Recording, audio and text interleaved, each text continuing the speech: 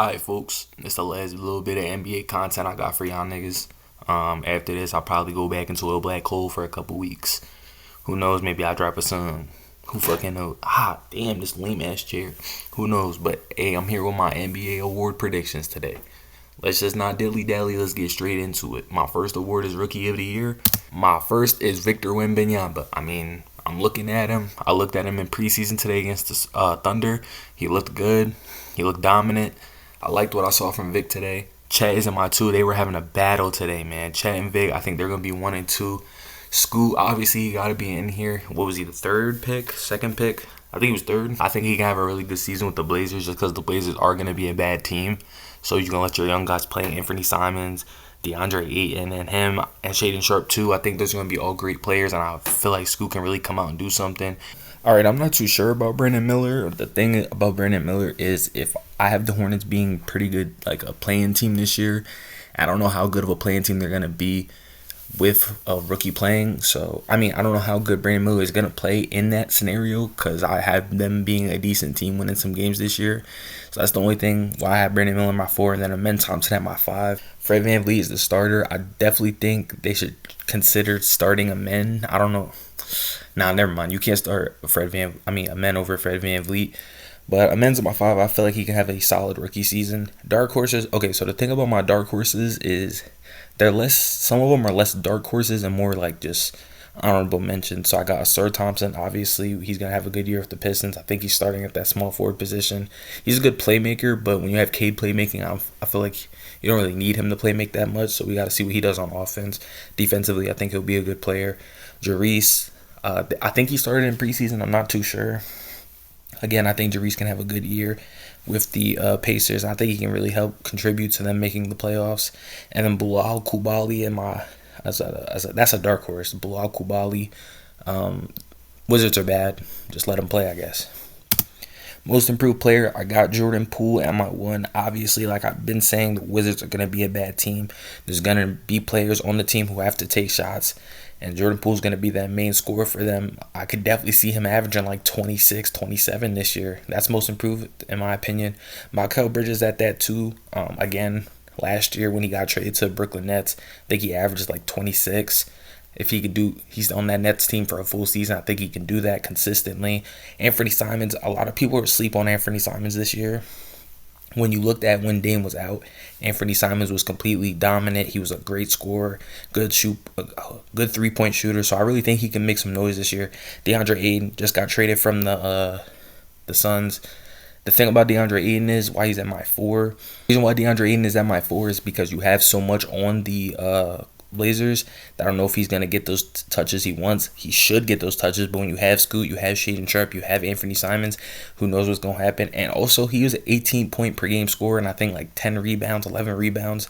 I don't really see how he could jump up to maybe the 20s, like 21, 22, but that rebounding, I don't see that going up much. That's the reason why he's in my 4 is because I can see him making a leap, but I don't think it would be a big enough leap for most improved.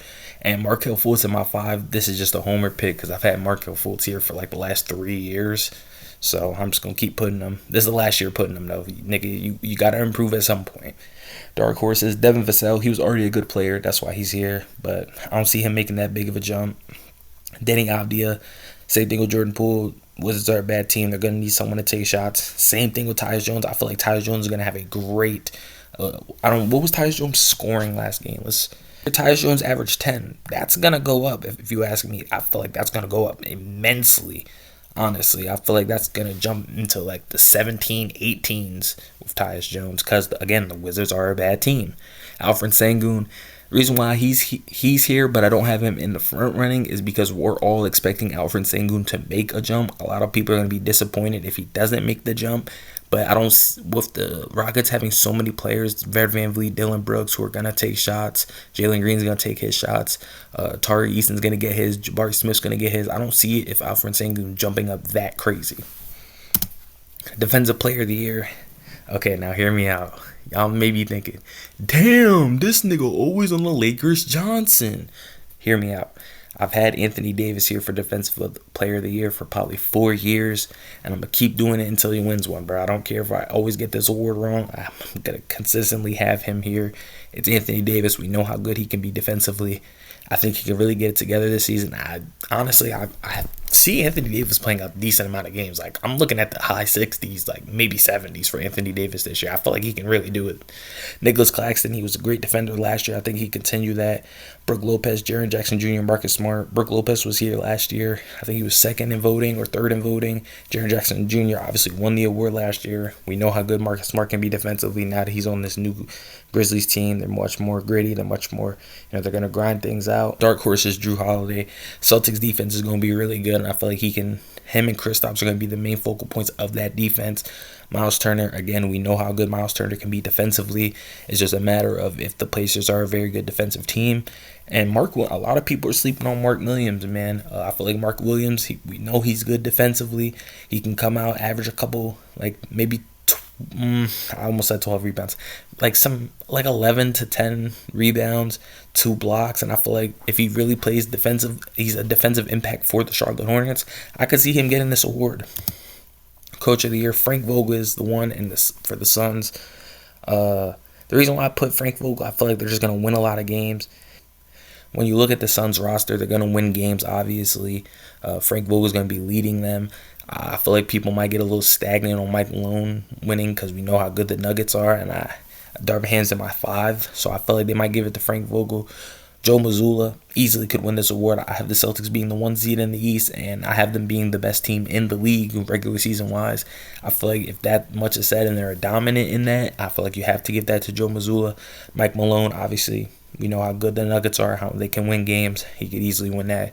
Tom Thibodeau, that's there because I have the Knicks being so high in the regular season. I have them being the 3 seed, where a lot of people, I'm seeing them project that at anywhere from 4 to 6. Some people even have them 7. So Tom Thibodeau's there because I think the Knicks can come out and surprise a lot of people this year. Obviously, Lakers, I have them being a top seed and winning the chip. Darvin Ham getting that Coach of the Year. Dark horses, Willie Green. There's not much to say about Willie Green. Pelicans can be a very good team when healthy. If they're a very good team like top of the West, Willie Green gets that. I don't even know how to say this nigga name. My man's Mark. That's the Thunder coach. Maybe the Thunder come out and surprise a lot of people. Same thing with Quinn Snyder and the Hawks. Maybe the Hawks come out and surprise people this year and start winning a lot more games than everyone expects them to.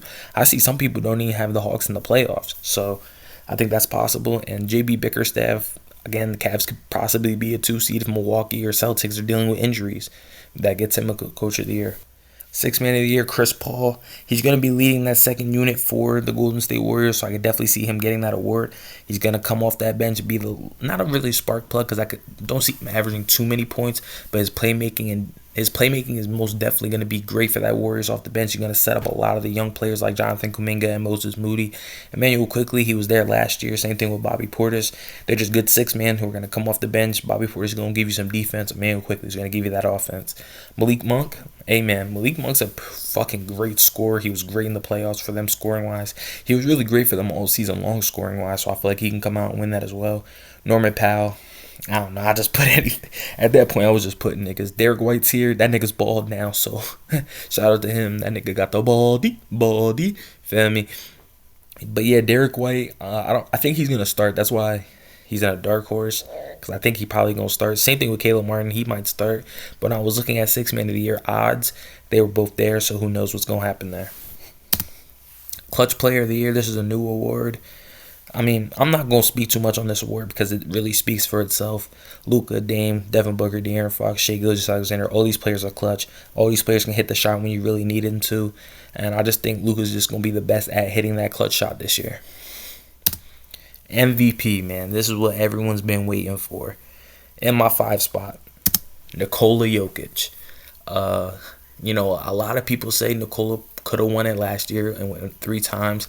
They gave it to Joel Embiid. Wasn't mad at it. I thought Joel Embiid deserved it. Even though I did have Jokic, I thought Joel Embiid deserved it. Again, the Nuggets can come out and be dominant, and you got to look at it. Jokic is playing his ass off. You're going to look at it like, hey, I think we have to give him the MVP. But I also think Jokic is starting to get to that level that Bron was at. Back in the day where, we know how good Bron is going to be year in and year out. Doesn't mean he deserves MVP every year. It's not Best Player in the League award. It's MVP. You know what I'm saying? In my 4th spot, Trae Young. I talked about this in my standings video, but Trae Young could easily come out and just prove a lot of niggas wrong. Like I said, he was snubbed from everything this year. A lot of people are doubting him and the Hawks. if they're winning games, maybe a 6th, 5th seed, and Trae Young's playing absolutely out of his fucking mind, I think we need to start having a conversation about him being an MVP. Joel Embiid in my 3. Who knows what's going to happen with Harden. If Harden doesn't play and he's traded, Joel Embiid's going to not carry that offense because you do have Tyrese Maxey and Tobias Harris, but Joel Embiid's going to be that big scoring factor on their offensive side. You know how good he can be defensively as well, and he's really just going to not run the Sixers offense, but he's going to be the main person that they're looking for to give touches to. He's a dominant player when he's healthy. Even when he's not healthy, he still looks decent. I think Joel Embiid can come out and surprise and win a back-to-back. Luka Doncic in my 2. Luka Doncic has been my 1 for a couple of years. Only reason he's in my 2 is because I don't have the Mavericks in the playoffs. I don't even have the Mavericks in the play-in. But I'm still putting Luka because we know how good Luka Doncic is going to be. We know he's going to provide that constant scoring. He's going to carry that offensive load for the Dallas Mavericks. I know you just added Kyrie Irving, but they didn't look too good together as a duo last year. I think Luka is going to carry that Mavericks offense. And again, it's really a case of, and I've been saying this the whole video, if they come out and win games and surprise people, I think we got to start having the conversation. Hey, Luka deserves that MVP, especially if because he can get pretty close to averaging a triple-double. We're looking at 30 points per game, maybe 8 rebounds, 9 assists. That's pretty fucking, those are Bron numbers. I'm not going to lie. So I think we need to start having a conversation about Luka MVP if this does happen. And number 1 might surprise people, but I got Jason Tatum, man. I think Jason Tatum is the front runner for MVP this year.